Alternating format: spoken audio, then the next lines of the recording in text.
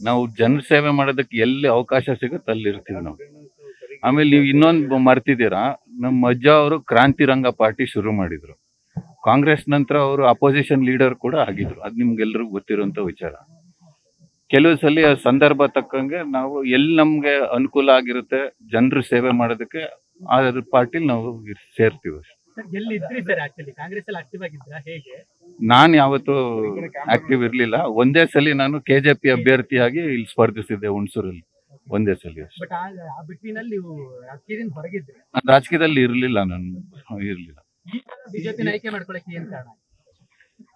ಯಾವತ್ತು ನಮ್ಮ ಈ ಮೈಸೂರು ಮಹಾರಾಜರ ಕುಟುಂಬ, ಅವ್ರು ನಮ್ಮ ಕುಟುಂಬ ನೆಂಟಸ್ತನ ಇದೆ, ಅಪಾರ ಗೌರವ, ಪ್ರೀತಿ, ವಿಶ್ವಾಸ ಇದೆ.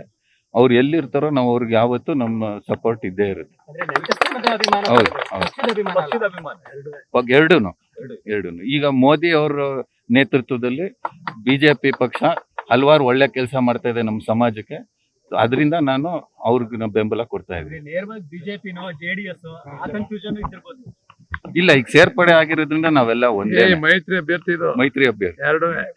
ಜೊತೆಗೆ ನಮ್ಮ ಕಲ್ಲಳ್ಳಿ ಗ್ರಾಮದ ಇವ್ರ ಮುತ್ತಜ್ಜನು ಅದೇ ಮೂಲ.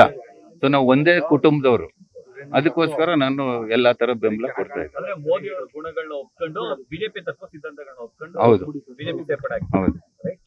ಬೆಂಗಳೂರಿನಿಂದ ಮಂಗಳೂರುವರೆಗೆ, ಬೀದರ್ನಿಂದ ಚಾಮರಾಜನಗರದವರೆಗೆ ನಿಮ್ಮ ಸುದ್ದಿ ನಿಮ್ಮದೇ ಭಾಷೆಯಲ್ಲಿ. ಕರ್ನಾಟಕ ತಕ್.